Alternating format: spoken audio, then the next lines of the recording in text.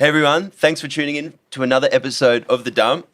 Really stoked to have my special guest to the left, Marcus Skin, on today. Marcus, thanks for joining. Thanks for having me. Happy to be here. Been meaning to get Marcus on here ASAP. He's about to escape the country and we kind of pinned him down and got you on here.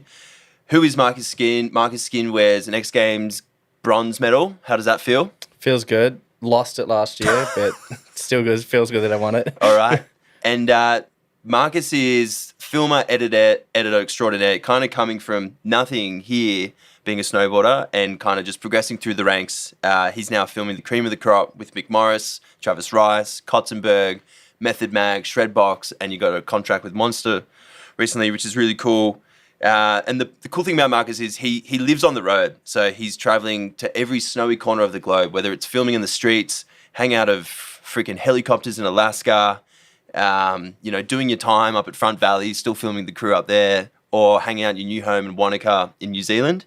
So lots to talk about, Marcus. We're just going to talk all things yourself and also getting a little sneak peek behind the closed doors of the international snowboard world, which you kind of have a front, an all access key to. So yeah, thanks for tuning in and let's get into it.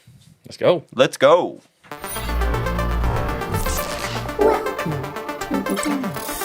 Snowboards come down the slope and they're dangerous because they're just like a missile. Sean White's there. You helicopter in here, bang your mom and your girlfriend, and then set your board on fire.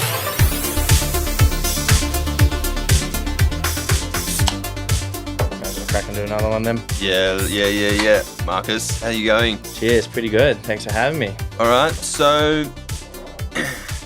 we had to kind of track you down.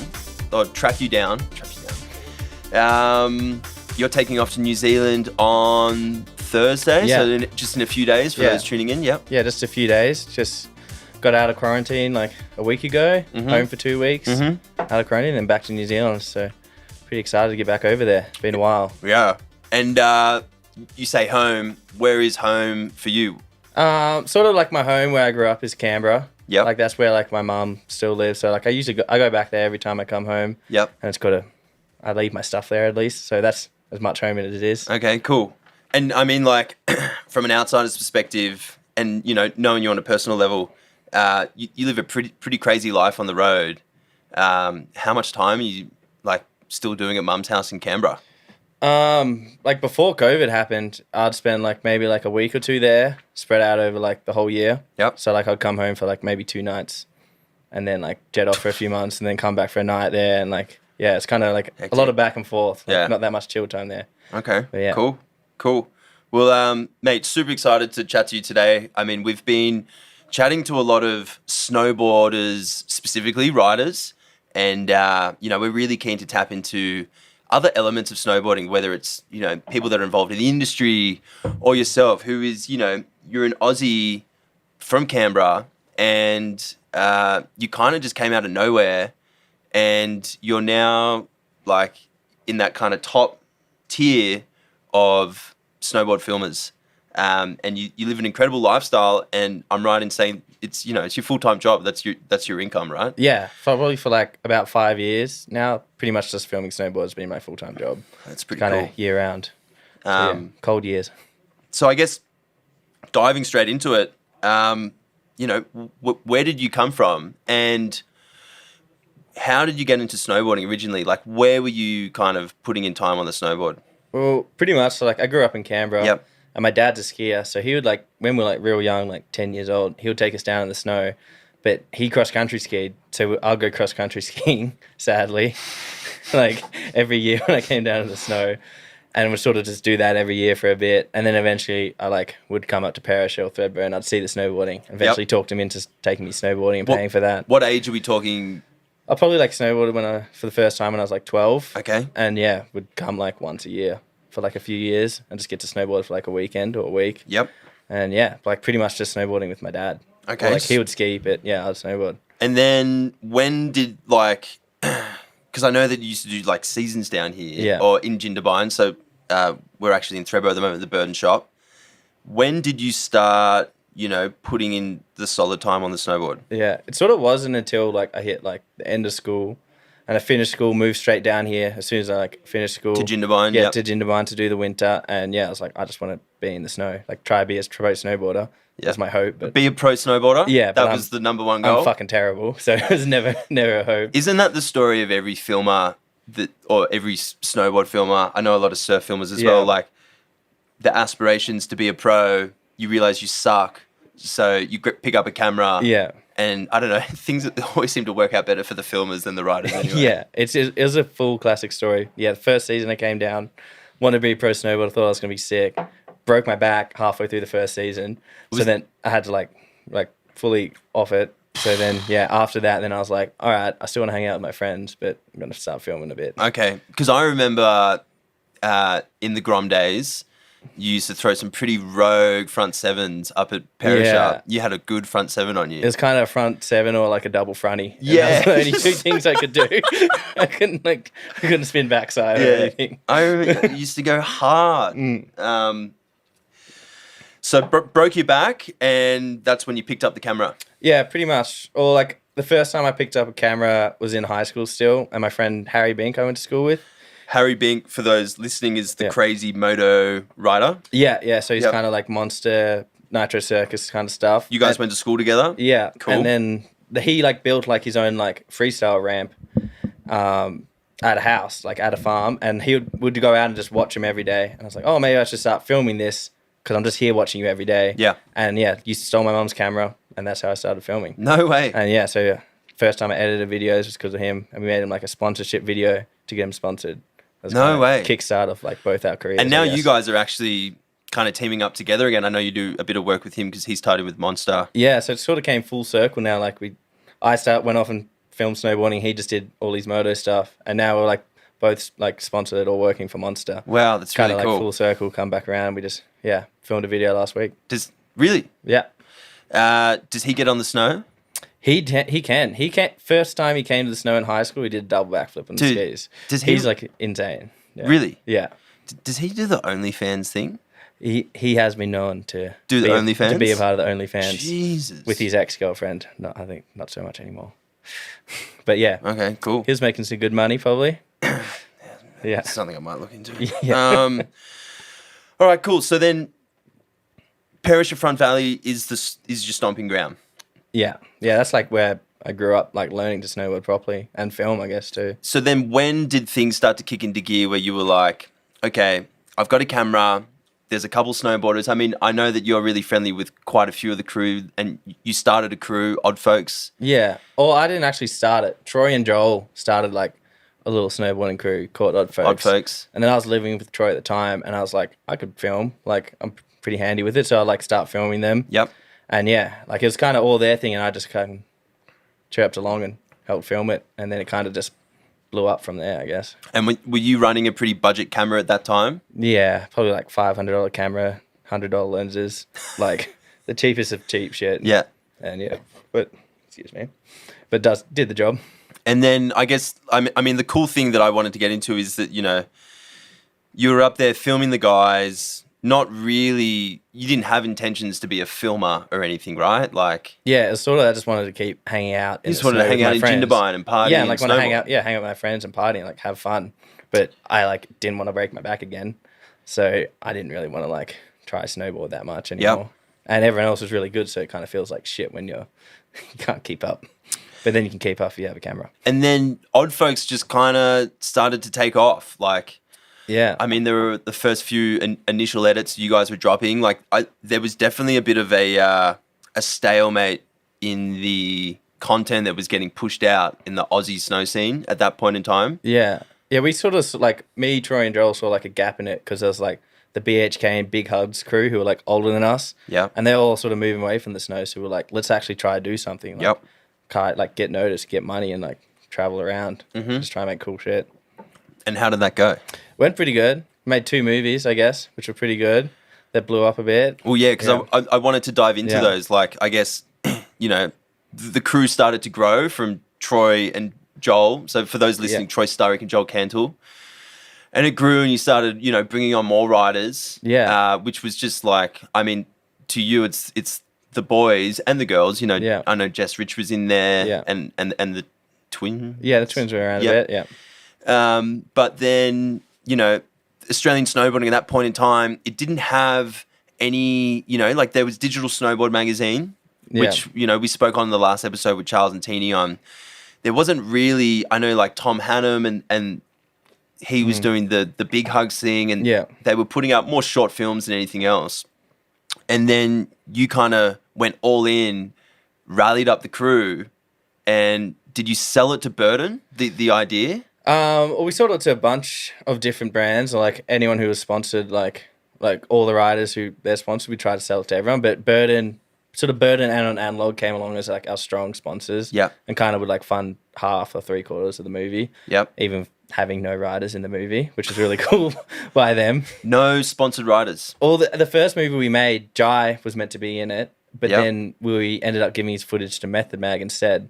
So Burton was our brand sponsor, and Jai didn't. I think Jai had like 3 shots in the movie. Okay. And they funded the whole thing. No way. So yeah, so it was kind of good by Burton to like just shout out to Burton. Yeah, roll it for Totally. the industry and the scene around here. And then like I guess a big responsibility on you. You got a crew who don't really know what the fuck they're doing, following your lead. Yeah.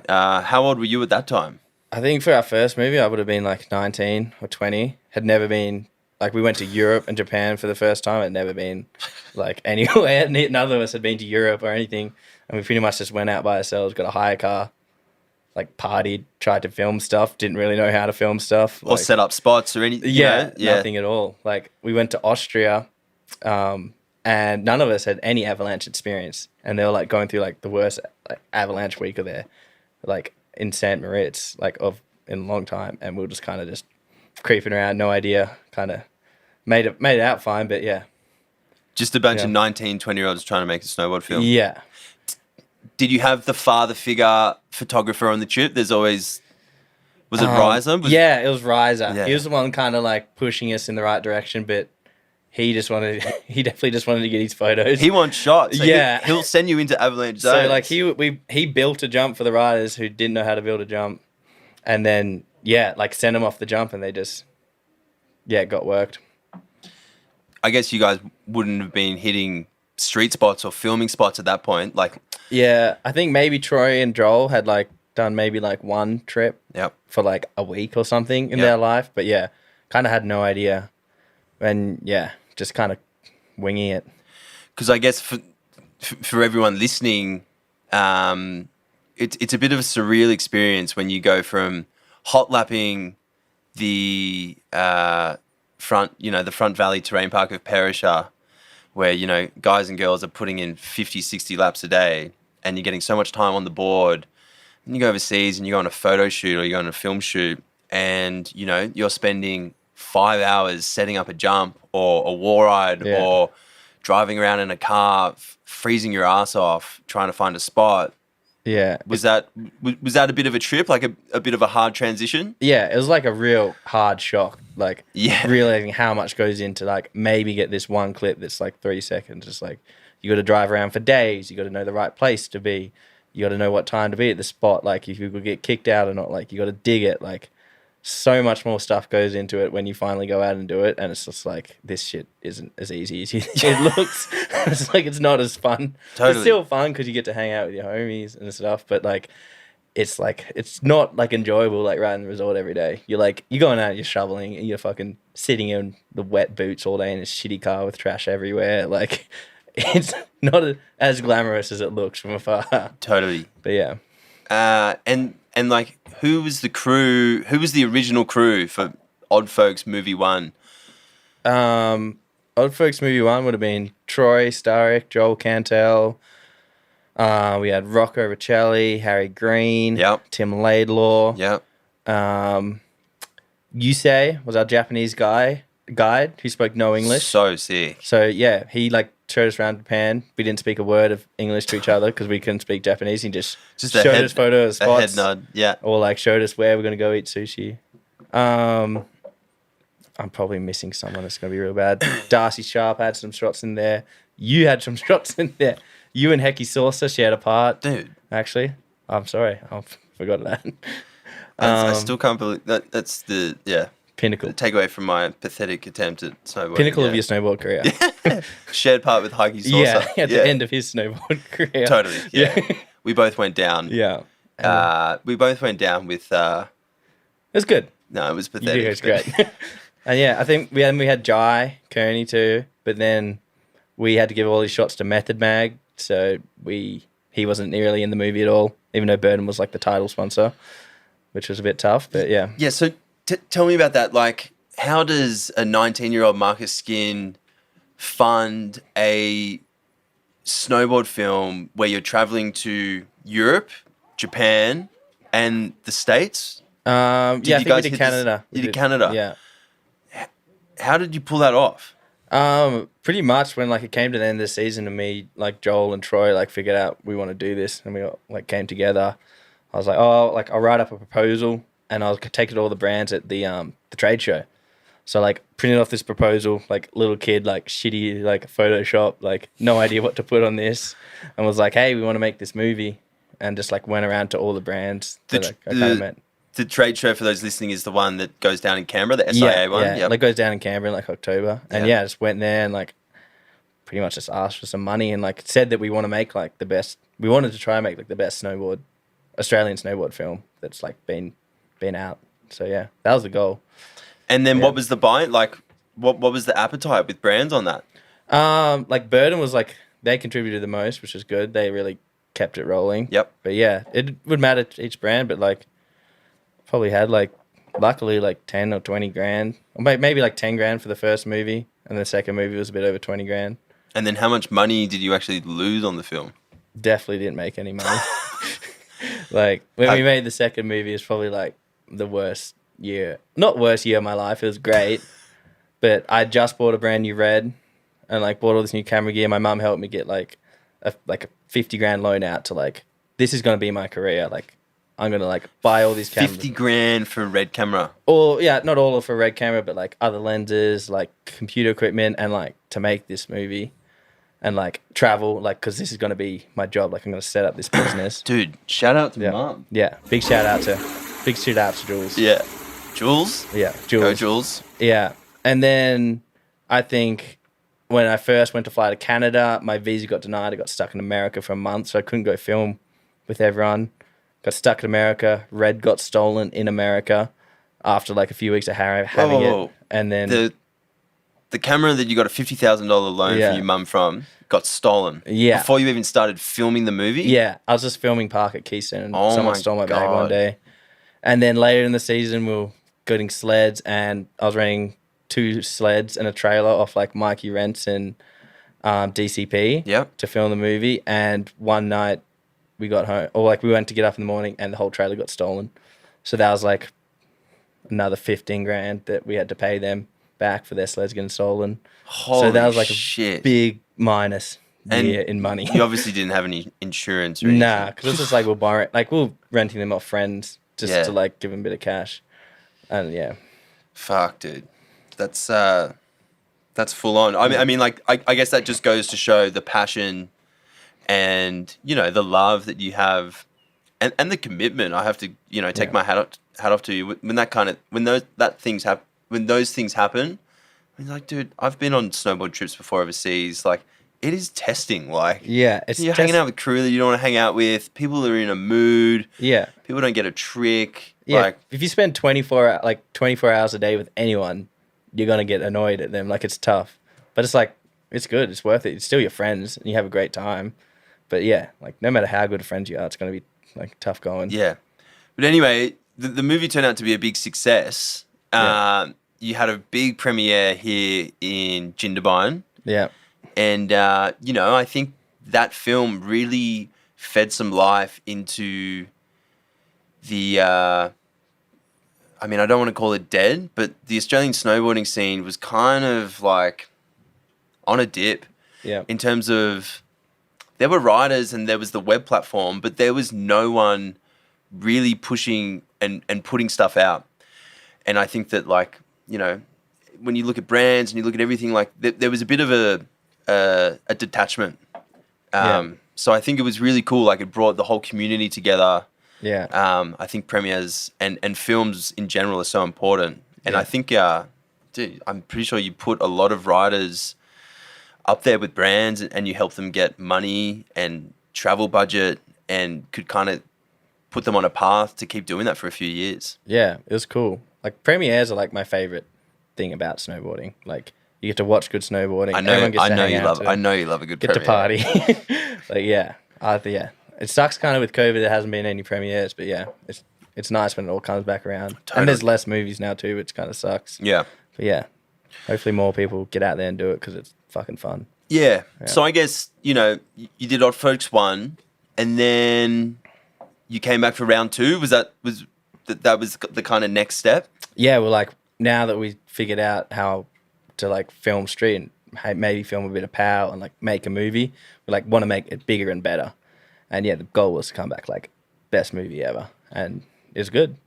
Because what you did was you launched it out through the Shredbots platform. Yeah, so like when we had our first premiere for the first Odd Folks movie, there was like everyone was in town for like Mile High, so like Torstein, like Mark McMorris, like all those guys are sort of there, and they came to the bar. Snowboarding on crack that week. Yeah, and so it was kind of crazy having them there at our shitty little premiere. Yeah. And yeah, but then he was working with Tom Hannum, like another snowboard filmer Yep. at the time, and I think he also put in a good word for us. And then he came to me and was like, "Hey, your movie was sick. Like I love like everything about like the mood and like all the people there. Like we're loving it. It's like you can put it on our channel if we want." I was like, "This is crazy." Like Torstein's coming up to us, like asking us to like he wants our movie on his channel. It was like mind blowing for us because it's like no one else is going to in the world would really see our movie if it wasn't for him. Well, yeah, Like, I think what you did was, you know, like through Odd Folks, you really started to shine a light. Like these guys were coming out for the comps. Like the Mile High was kind of the start of when the pros started really flocking to Threadbow and Perisher. Yeah. And I think what the film did is that it really started to shine a light globally on, whoa, all right, there is still crew in Australia, and and the level of riding, especially in the streets. Yeah, it's like it was like a lot of us were on par. On par. Yeah. Like the level of street riding from the crew in Australia over the past 5-6 years. Insane. Like, yeah.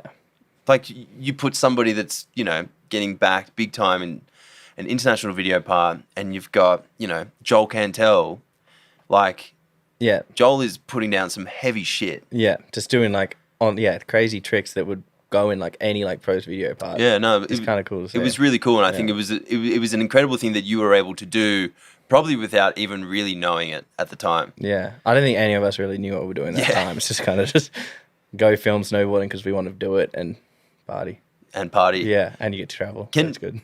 Something just popped into my head. The premiere, I actually wasn't there. I was in New Zealand at the time, but I heard that you were like, the premiere was just about to go down, like it was just about to screen at the Banjo, and you were like still editing it or exporting it, or there was... I exported it that night up here at Threadbow because I was working at Threadbow. Yep. I exported it maybe like 2 hours before the premiere, like 30-minute movie, stressful. Didn't watch it through, just exported. I hadn't watched the whole thing through start to finish. And then we got down there too, and they wouldn't take an Apple Mac through their projector system there. So we had to use one of the girls from the bar, like this old janky laptop. And it's like this tiny little thing trying to play this movie with this projector. Started overheating. We had ice packs on the bottom and on top of it, like trying to keep it cool. And because the movie kept like pausing wigging out and wigging. So like it was so stressful, but everyone was still kind of happy ice with packs it. On the laptop. Yeah. Underneath and on top, sandwiching it, trying to keep it cool. Jesus. And it was just like, I think a third of the movie played at like 90% speed too. Just no way. Yeah. Did anyone realize? Not really. Oh, that guy's moving kind of slow. Yeah. I don't think I've ever had so much anxiety in my life though, just watching that. It was like, it looked like, I don't know, like 400 people in the Banj, just like this whole back area packed out. So I was like stressed the fuck out. Sounds like you've been dealt with a few anxiety kind of riddled moments, you know? Yeah. We're only really a little bit into the chat and you've talked about losing, you know, a $30,000-$40,000 camera. Yeah. Losing Mikey rents and DCP sleds and trailers. I've spent some time with DCP. I wouldn't want to fuck with him. Yeah, he's like a scary, He's gnarly. like French Canadian guy. Too. He's like pretty big. And he's kind of the god of gods, you know? Yeah, and like, you're normally yeah. like, yes, whatever. Yeah, and you looked up to them so much, and Yeah. then you're just like, I'm so sorry. I guess, like, you know, talking about looking up to people, I heard a story that, you know, when you were working for the resort here as a camera guy, Yeah. you went out for dinner with Danny Davis Yeah, I think so. and Tora Bright. And I guess I wanted to just chat about that experience because it's so nice and humbling when, you know, you were saying that Danny Davis was like your idol Yeah. as a snowboarder when you wanted to be a pro snowboarder. And then you were kind of at dinner with him. And now, correct me if I'm wrong, like, you know, you're filming all those guys. Yeah. I kind of remember that week. I think like Burden brought a bunch of riders down. Like there was like Zach Hale, Mark Solis, and I was like, got to do a bit of filming with him, go to like that dinner, and I was like, what the fuck is this? Like, this tiny kid got no idea. It was like so quiet and like scared, or Yep. like because of these people just like so far like away from like what I think like from like the scene here in Australia too. Yeah. And yeah, it's kind of crazy. I think I like sent the video to my mum of a video of like Zach and Mark because I was like, look at this, I got to film these guys. Cool. And yeah, it's kind of funny. It's now come full circle and like call a lot of them friends. Because yeah, if you're in the same industry for long enough, it's kind of just it is what it is. They're all homies. Yeah, yeah. Yeah. We do the same shit. So I guess Old Folks 1, you've put the film out, you've gotten some international exposure. Torstein has hit you up. You know, the movie's playing on Trip. How many views did that clock over? That was nearly like, that was over. The first one like hit like 500 or 600K. Sick. Which is kind of crazy. And there's like nudity. There's like girls' boobs in the intro, and it still never got taken off. Yeah, dude. That. So I yeah, mean, pretty happy with that because we thought it was going to get taken down like in a week. can we talk about that introduction? Because going back to it, so I mean, you tell the story. Yeah. Oh, pretty much. What was going through your mind when it was like, I'm going to do this as the intro to my snowboard film? We were like a week out from the premiere and we hadn't filmed anything for intro yet. I had no ideas. And our plan was going to be to come up to Threadbow at night. Yeah, crack it up there. There we go. Nice. Come up to Threadbow at night and like light a bunch of rails on fire.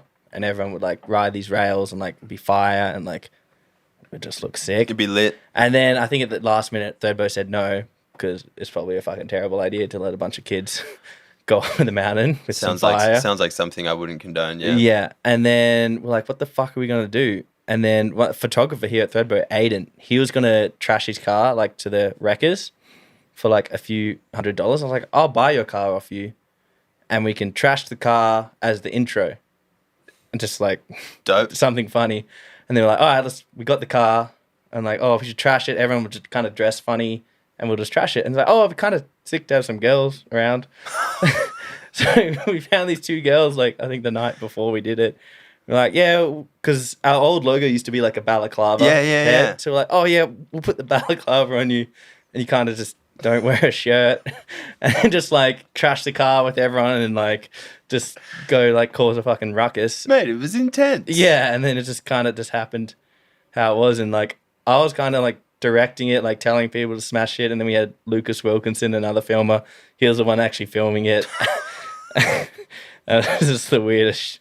It's funny though. Kind of ended up good, but yeah, a bit cringe. But Yeah. I it's mean, kind of makes a good story. for anyone, I mean, maybe we can pull up a few shots. But Yeah, you can go look at Odd Folks. What was that? Was that 5 years ago? 6 years ago? Something like that. I'm not. exactly Yeah. sure. I mean, maybe it's not that appropriate now. Yeah. A lot changes in 5-6 years. Yeah, I feel like I wouldn't make that intro anymore. Nah. It's definitely not a 19-year-old kid anymore. You're always like, yeah. But Yeah. I mean, the funny thing is that I remember that you bailed town and everyone was like, Marcus has just dumped this fucking car on the side of the road and cops were coming up and being Yeah. like, who has this car? And it wasn't registered in your name, was it? Like you just did the dodgy cash deal and Yeah, and because I was like, I didn't like have a lot of money back then. yeah. And like I was meant to go like get a tow truck to bring it away, and then they take it to records. But I didn't think I had enough money like that week or two, so I was kind of just Wing it. waiting till I got paid so I could get rid of it finally.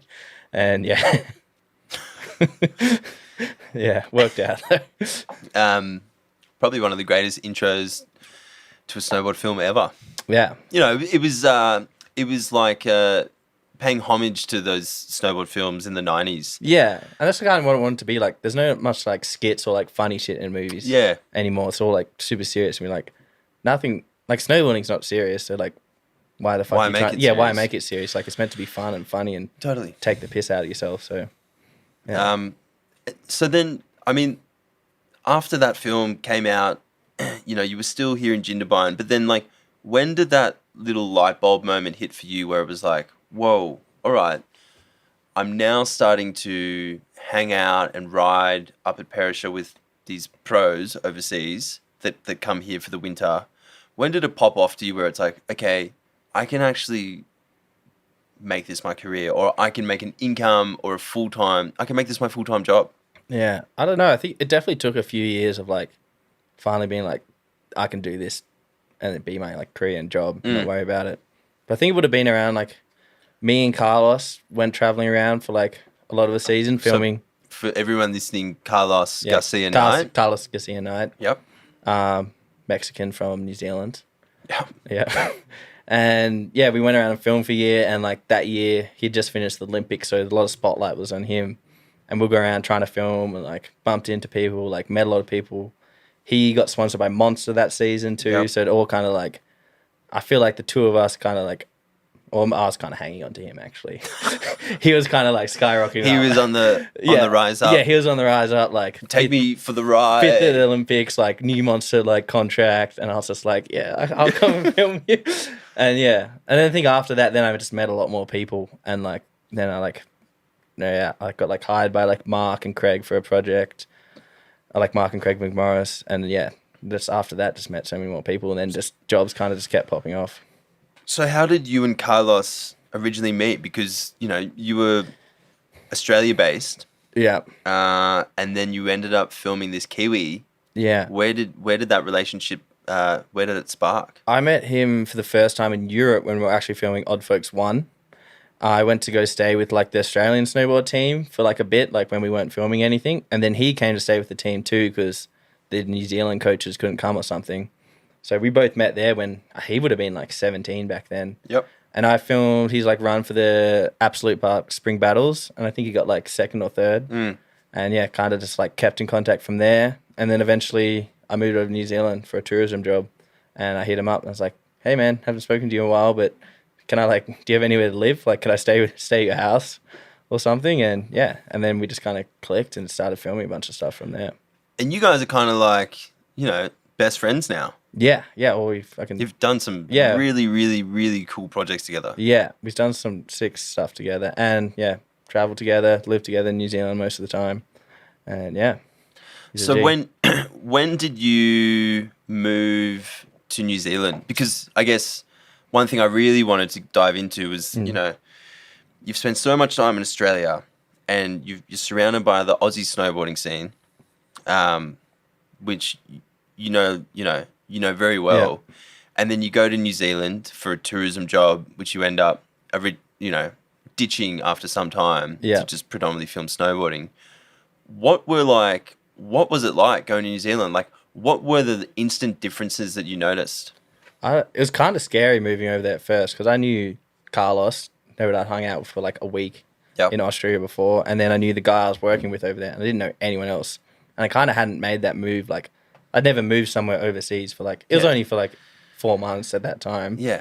But I'd never moved somewhere with like not knowing anyone. I was like, Yeah, it's gonna yeah. be kind of weird. But then getting over there, it's like everyone there is kind of in the same like mindset. They're like outdoors snowboarding. They're not like, it's a beautiful place. So it's like everyone's like down there, and then yeah, the scene there is crazy. I feel like definitely they have bigger mountains and there's more places to snowboard and ski Yeah. there. So, but like, there's just so many good people over there, like So- snowboarding and like life wise. So, Dude, so many underdogs. Like, yeah, I keep getting, not hit up, but I feel like in Australia, you've got your top guys that are doing really, really, really well, and Yeah. that are, dropping clips and putting the time and effort, and Yeah. there are people under there. But New Zealand, it's like there's a lot of riders that are just like, doing it because they love it, and Yeah. they fucking rip. Yeah, they're just like bred different over there. It's something Right? crazy. Yeah, Yeah.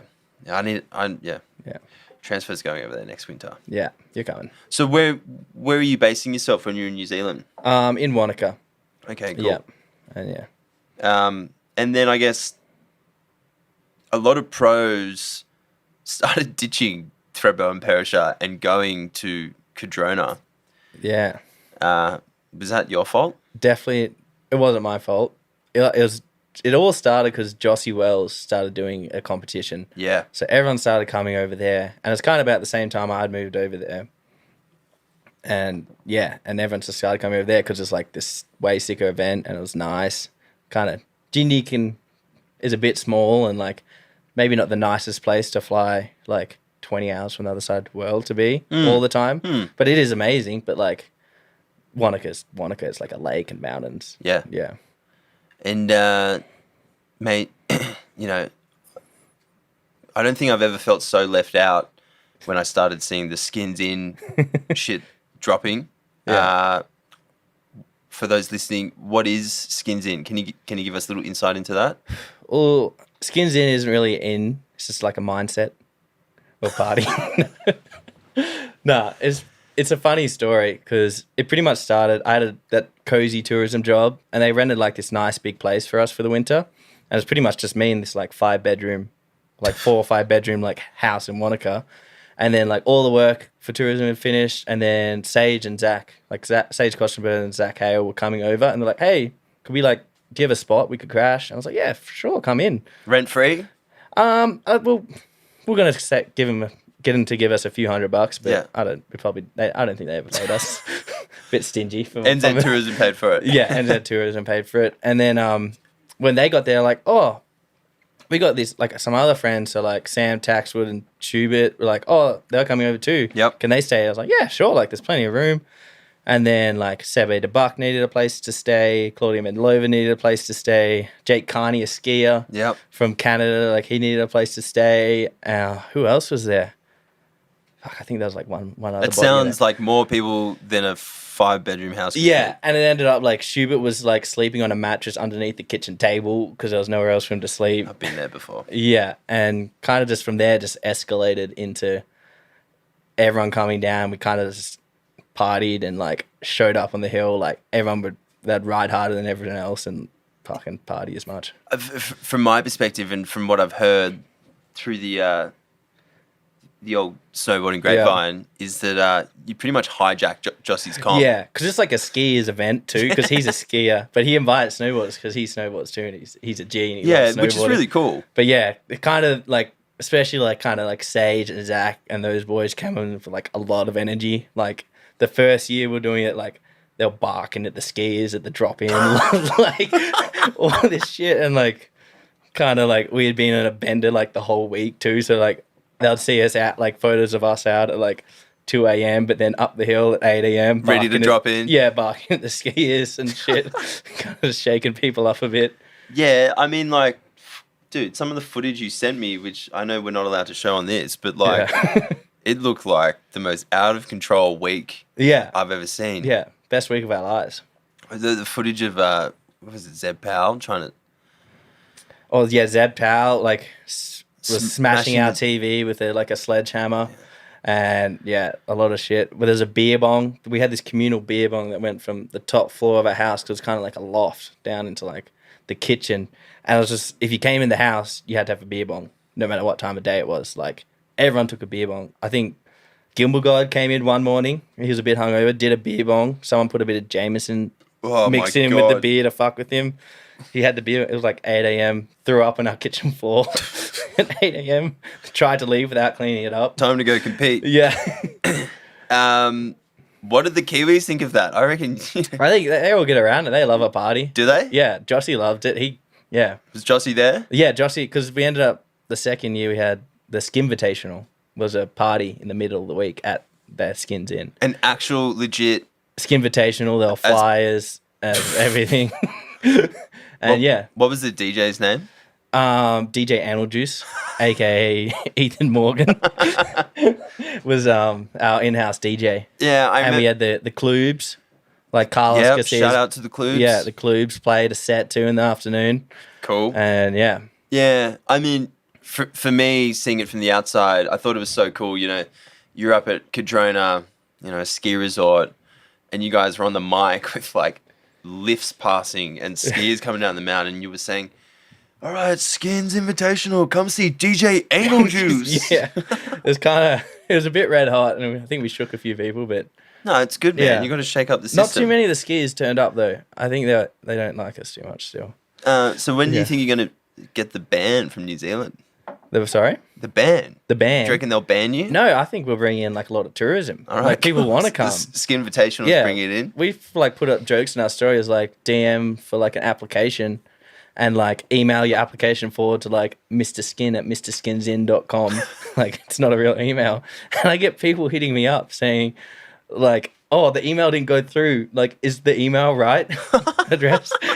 Which is respect to them because they want to come hang. But yeah, it's kind of just, it's all a bit of a piss take. Yeah, I mean, it's nice that, you know, there is that element of a piss take still. Yeah. And, you know, you're a not very serious guy, but you do very serious things. And I think Yeah. that really shows and shines. Yeah, I feel like you got to have that though, especially with snowboarding. Like, you got to be serious and like work hard and like put in the work. But like, if you can't like laugh at yourself and like have fun while you do the whole thing, like, you may as well go work a 9 to 5 in office. What's the point? Yeah, like, Yeah. you get to like snowboard around, like, fucking line the fuck up. Yeah, because, I mean, like, you know, I've dealt with a lot of filmers and photographers, and you're one person that I've actually never heard complain. I crack sometimes. Have you? Oh, not crack, but like I get tired. I don't complain though, because like the rider has a way harder job. Like they got to fucking snowboard all day. Like they're the one putting in like the hard yards. But Like, you're standing behind a camera watching them do the fun thing. yeah, I just get to stand still. But like they have to like hike up these stairs set 50 times. Yeah. So like yeah. So like I don't know. Like yeah, the filmer job is always easier. In reality. Has there ever been, just on that, on the standing and the snowboarding side of things, has there ever been a moment where you have completely fucked the shot and the rider has gone off at you? Not really. I think there's one. When we were filming the second Odd Folks movie, Jai was like, Oh my god, I was literally just about to say, Yeah. Jai's the only guy I've seen Yeah. blow up at film. and like me and Jai are great friends. Like we're like super tight. Like we get along great. Yeah. But he was filming this like kink and it was like hopping in the middle of the kink and then jumping. It was like gnarly as fuck. Yeah. It was like scary shit. I was like shaking, like kind of filming it. Shit you don't want to blow. Yeah, and it was just me and a photographer and him. So we dug out this whole stair set. Is this in New York? This was in Hokkaido in Japan. Oh, okay, cool. Yeah. And then, so we dug it out for like 4 hours straight, just the three of us. Then he's doing it and like filming it good. And then he like, the one he finally lands does it so good. And I had to just crop out his head out of the top of it. And I was like, fuck, I'm sorry, man. I kind of like cut out your head. And I was like, kind of fucks up the shot a bit. Like, Yeah. and it's gnarly though, because I didn't want to ask him to do it again. Because like, if he like comes short, he'll crack his head open and like fucking life or death. yeah, life or death shit. And it's like, no, I want to do it again. Starts yelling at me. And he's in this mode trying to do it again and again, keeps eating shit. And I'm sitting there, it's like, dude, I'm not going to film this anymore. I know I fucked the shot, but we should leave. And yeah, he kind of got really angry at me, like yelled at me and like blew up, ran off to the car. Yelled at you for telling him you didn't want to film anymore? No, he was pissed off. He was Shot? pissed off that I screwed the shot in the whole situation. He's a bit of a psycho, hey? Yeah, but respect to him. But then later that night, he was like, I'm sorry, buddy. Well, no, I think yeah, it's... he was just in the heat of the moment because... I think it's... I mean, like, you know, I've been on a few trips with Jai, and I know that you film him a lot. Like, he needs it perfect. Yeah, and he holds himself to a high standard, and that's why where he is. He will put the body on the freaking line. Yeah. Even when he gets it and the shot's screwed, he will keep doing it. Yeah, because he wants it to be good. He doesn't want to like put in all that work and then... Because kind of when you watch it in the video, it's like, oh, his head's cut out and you get kind of confused and lost, and the shot lost its how gnarly it was because of that. So my bad, Jai. Marcus owes you a few beers. Yeah. Moving in from the filming side of things, you get to go on this wild ride with the top tier snowboarders. you're on the comp circuits, you know, you're hitting X Games, you're kind of riding with those McMorrises, the Kotesenburgs, you know, like you're with the top dudes.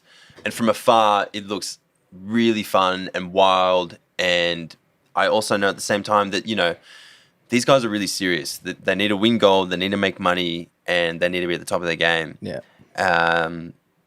Are there any rock stars still out there? Are there any guys that are doing the all-nighter at the bar and are rolling up to the comp starting gate with their jersey on and they're bringing home the bacon?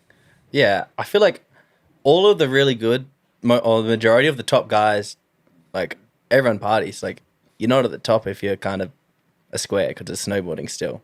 Like majority of the top guys will party harder than everyone else and then still ride like hard. Like you're rolling into X Games, comp day is on a Thursday, you get there on a Tuesday. Yeah. Yeah, you got to go out for some drinks and see everyone. They're partying. Yeah, but like not all of them, but like yeah, I feel like the guys that are fully squeaky clean they're not like the top dogs because like I don't know, they just don't get as far.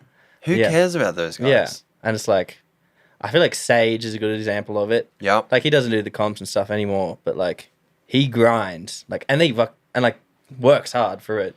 But then he'll fucking party. He'll let loose. Like well, yeah, you can go party for a weekend but you put in the work, then you can party. Because yeah. We had a chat with Sage a few months ago, and I was blown away to hear his like athletic regime. You know? He's insane. He runs like a marathon every 1 or 2 marathons a year, pretty much. That's like he's a freak. Goes to the gym, like. But then he can run a marathon on a bender as well. Yeah, maybe not on a bender, but he'll run a marathon, then bender, then fucking go snowboarding. Oh no, yeah. I meant he can do a bender marathon. Yeah. He can push through. Okay, cool. But yeah, I feel like all the monster guys get that too. They get snowboarding. Yeah, it should be not like squeaky clean. And is it a bit surreal for you? Like, are you kind of like, you know, there's all this shit going on. You're hanging out with these guys that you used to idolize. Now you're crushing beers with them and filming them, and it looks like you guys have a really, really rad time over there. Like, yeah, it's pretty buzzy because I travel so much. Sometimes I get over it and I'm like, fuck this. Like, I've been on the road for like months living out of a suitcase, but then you just gotta like remind yourself like, this is sick. This is what I wanted to do, and this is what I want to do, and like, look who I get to hang out with and shit. So it's pretty fucking cool. That's cool. You did mention Monster just previously. Yeah. You recently just signed a contract with them, right? Yeah. I just signed like a cheeky 2-year contract with them, like doing photography and like filming for their like snowboard team. That's really cool. So yeah, very hyped. So right now, Marcus Skin is Monster's what? Well, technically I'm their photographer, I think. Even though I'm not that good at taking photos. I didn't know you could take a photo. Yeah, neither did I. But I kind of actually, I take that back. We've run photos of yours in transfer before. Yeah, the Carlos interview. Oh yeah, that's like the only trip I've ever taken photos on. Okay, cool. This year, but yeah, I kind of like take photos of their events, and then I work with like Spenny or like Gimbal God, and like we just work together. Like he's kind of like he was pretty much who got me on Monster. I think he put in like the good words. I guess he wanted someone to help out. That's really cool. And yeah, so shout out Spenny. So you and Gimbal God work very closely together. Yeah, so and then we just work together like filming all like the kind of monster snowboard projects and like working together at like X Games, like producing all like the content from like X Games for Monster that week and shit. Yep. And yeah. What's it like being on a contract? Like, I guess you were freelancing around and around before. Do you feel tied down at all, or do you still have a bit of freedom to do what you want to do? I fucking love it. It's the best thing to ever happen. Because like before, it's like it's so much risk, especially when like COVID hit. Like, you couldn't travel, you couldn't film snowboarding, so like my work was done. I didn't work for like 5 months, didn't have an income, and yeah, that stress every year of like, I got to make sure. Hopefully, I get this job at the end of the spring to buy my flight home. Otherwise, I don't know. Like, what if it gets cancelled from snow, or like they just want to hire something else? Then it's just like so much stress, like year in year out, just hoping you're gonna make enough money to like get home even. And yeah, so now I have like first time ever having like solid got job security. I couldn't even like when we went, like, if you go back into what we've talked about, where, you know, the kid from Canberra that broke his back on the jump at Front Valley, that wanted to go film snowboarding with his friends, and now you're on a contract with Monster, making a comfortable amount of money. Yeah. And it's so clear throughout this conversation that it isn't the money that you're chasing, you know, it's the lifestyle, it's the love of snowboarding and doing it. Well, it's like the best job in the world, because if you love snowboarding, it's like get to travel around and snowboard with your friend all year. Totally. Yeah. What's the standout? What's been the standout trip for you? Like, out of everything that you've done, because I know you've done some fucking crazy stuff. Yeah. What's the one trip in your head that stands out? Fuck, that's a tough one. There's a lot of good ones. Fuck, maybe. Do you want me to help you break it down? Or? I don't know. Maybe like the first one a few years ago, when I was working with Craig on his like X Games Real Snow, and then we ended up doing a sort of like Red Bull doco on Mark and Craig, and like the first trip was to Finland, a street trip with like Mark and Craig, and then Eero Ettila. Yeah, dude. And it was like, that was just insane. And then from that trip, we went to Alaska, Mark, Craig, and then Travis Rise, and stayed in like the Tordrillo Mountain Lodge, which is probably like the best mountain. Like, it's where they film like The Art of Flight, and that's it. That's all. And like all that shit's like 5-star lodge. Like, I think it costs like $100K a week to rent out, like just for the lodge. And yeah, that was like kind of like a surreal moment. Like, because that's it. That's all. Was like one of the first snowboard movies I had. No way. Or like my dad got me. So it was like, that was kind of crazy to like. And yeah. And you were filming Travis Rice. Yeah. Or we did go filming, but the weather was terrible for 2 weeks. Skunked. So I think we filmed like 3 lines and then just sat in the lodge for 2 weeks. Well, you were hanging out in the lodge with Travis Rice. Yeah. And there was. In the hot tub. Yeah, in the hot tub. And there was like private chefs, like they'd fly in like Alaskan crab, and there's a bar. Like, living. Are you serious? Living was insane. Yeah. All right. No complaints about that trip. We need to get on that level. Yeah, dude, it's pretty crazy. Like, I was watching Natural Selection at home. Yep. I remember you sent me a photo. I was up at the top, and you're like, I think it was like 4 a.m. where you were. You sent me a selfie. 3:30. Like, I'm watching Natural Selection naked. And it's a selfie of you sitting in the middle of your lounge room naked. I wasn't naked. I was in my boxer shorts. But okay. You definitely look naked. I'm a tall guy, so when I lean over, you don't get the leg portion. But yeah, I look naked. Marcus put the photo up, which is embarrassing. Loved it. But I was watching Natural Selection, and you were, fist bumping McMorris before he was jumping in. Yeah. And, we were just chatting before about how, those guys were your idols and now they're your homies. That must be crazy. Yeah. I kind of like really put words into it. It's just pretty sick. But they're just like, now that I just got to work with them, become friends with them, it's just, everyone's the same.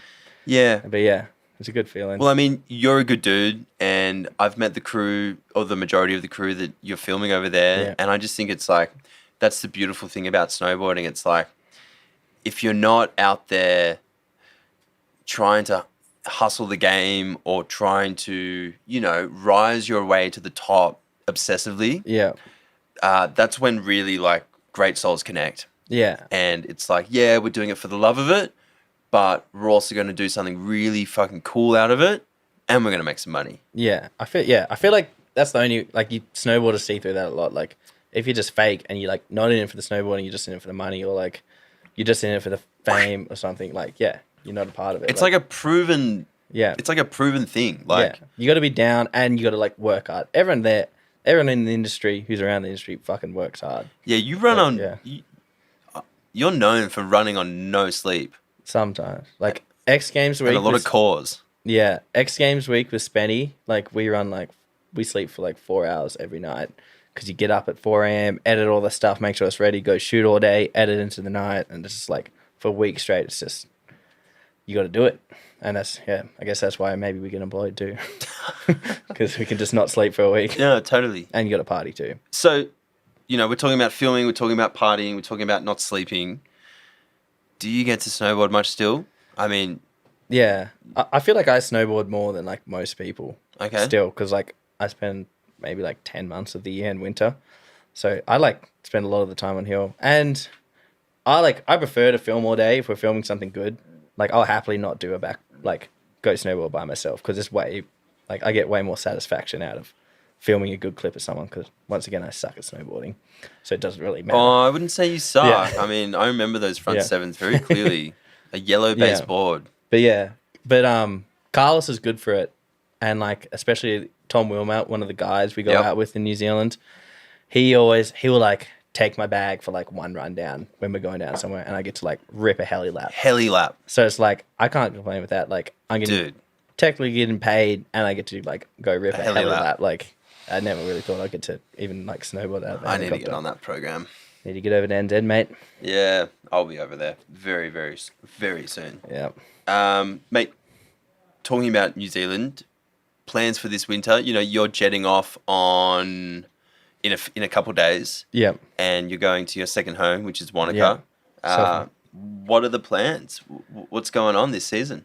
For a little things going around. Me and Carlos are planning to make like another Ruckus movie, our third one. Ruckus 3. Ruckus 3. So we'll start that off in New Zealand, and over the next year, we'll kind of plan to go like Alaska, Europe, maybe sledding in Whistler again, kind of wherever's good. Going all out. Yeah, going all out this time. Sick. Now, especially now that Carlos, he's stopped doing the competition circuit. Yeah. So he's off it to like 100% filming. So now we can like... It's really cool. It used to be like he would go to a comp for a week and then would try filming like for these 2 weeks, but then he would have to leave like to go to another comp, and it was just like such a hard schedule to like really try film something in. Really excited to see Carlos and yourself dabble into the free ride NZ snowboarding side of things. Got some big plans. Yeah. A lot of backcountry, hopefully a lot of heli. Is JJ Raywood getting in the mix? Yeah, for sure. He's my favourite like style snowboarder in the world. He's got to be the most underrated snowboarder over there. I think he's a builder. So I think he still has to work during the winter, but he'll be coming out. That just makes him rise even higher in my books. Yeah, he's a G. Yeah. No, I've never personally met him, but watching Ruckus and watching some clips, dude, his style and just the control on his board. Yeah. I don't know, he just seems like a fucking dude. Yeah, and he's the nicest person in the world and the hardest worker. Like, sick. He deserves so much more. And you're also going to be doing some winter missions this year. Couple of cheeky missions with R&B. Should be fun. Yeah? Yeah. We're really psyched to be getting over there and, I don't know, giving a kind of R&B view of New Zealand snowboarding. Yeah. And we've got some rad guests lined up, and one of them actually is Carlos. Yeah. And we're going to go behind the scenes of Ruckus on like a shoot. Yeah, that should be good. Hopefully we go out on a heli day and you guys can get a little cheeky look at what we're cooking up. Hopefully it's good. A heli day? Hopefully. All right, well, I got to figure out how I get over there for the heli day. Yeah, but hopefully we do something good and it's exciting. Hopefully you do, yeah. No, you better do. Pressure's winter on. missions. Nothing but perfect. Yeah. Mate, it sounds like, you've got a sick season ahead of you. Hopefully we get some snow because it is pretty dry right now. It is low tide. Yeah, it's coming. It always comes. Yeah, it's as low as it gets, but no, it'll come. I like your optimism. I was speaking to Zoe a few days earlier. She wasn't as optimistic. Yeah, she's probably a bit more realistic. Yeah. I'm trying to hold on to the dream still. Totally. It will snow. And mate, I mean, like, your story is pretty incredible in terms of how you've just chipped away at the thing that you kind of fell in love with. Yeah. For all the young Jimmies out there, for all the young filmers, or for all the young people that realize that they're not doing double corks, they're not going to be, the cream of the crop snowboarders. Do you have any words of wisdom for those guys that want to get into filming, or like, I don't know, you've made a really successful career out of it? Yeah. I think like one of the things that stuck with me for ages was like something that my friend Harry Bink got told when he first started getting sponsored and like hanging out with like pro riders. Yeah. He was like, I can't remember what the exact quote is, but it's like, no one wants to hang out with a loser, or like, maybe that's a bit aggressive, but it's like, if you want to go do something.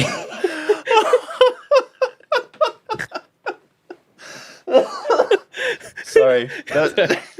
But like, I love how aggressive you just. yeah. No. But like to put this into context now, it's not. No. It's not trying to be rude or anything. Don't be a loser. It's like if you want to go like hang out with someone and film with them, like just connect with them, like be friends with them, Be on their level. Yeah, be in their level. Like don't vibe them out, especially when you're filming like gnarly shit like action sports. Yep. Like you want to like there should be a good connection. It's like, and if you don't have a good connection with that person, like maybe that's not the right place, right time. Just like be easy to get along with. Yeah. And then hopefully then You can you have the skills. press record. Yeah, you can press record and then like, yeah, but you just got to be like, yeah, not in it just like, oh, I want to film this guy because he's really good. So if I film him, I'll be like, I'll get lifted up. It's like, just, yeah, build a connection with someone like you're filming with because that's the only way you're going to get good stuff. Have you ever like studied filming? Like, did you go to uni or anything for that stuff? No. Nah, I just kind of learned. YouTube. Oh, like, yeah, literally still YouTube shit to this day. That's like, really cool. It's kind of just, yeah. I love that. And yeah, just go out and film. Yeah. Like, go learn. Like, go put yourself in weird situations where it's like stressful and hard to learn because that's where you really learn. And I guess you're a really good example of just like, kind of you just went, fuck it. I'm going to put all my eggs into one basket. Yeah, I just hit a point. I was like, I really want to do this. Yeah. And like, it already costs so much money and time and effort and like, I don't know, like, just toll on your life to like half-ass it. So like, don't fucking half-ass it. Like, follow through. Yeah. That's some pretty wise words. And straight up, I think a lot of people would appreciate hearing that. Yeah. Well, mate, it's been a rad chat. Thanks for having me. Mate, it's been unreal. Thanks for the fizzes. No, the fizzes. Probably stack a few more of these up now. We've kind of pumped through quite a few fizzes tonight. But I mean, I wish you all the best, but I also know that, you know, we're just going to be seeing more and more and more and more and more from you in the years to come. You know, you've cemented yourself and you've got a good personality, and I think that you're still doing great things for the Aussie and NZ snowboard scene.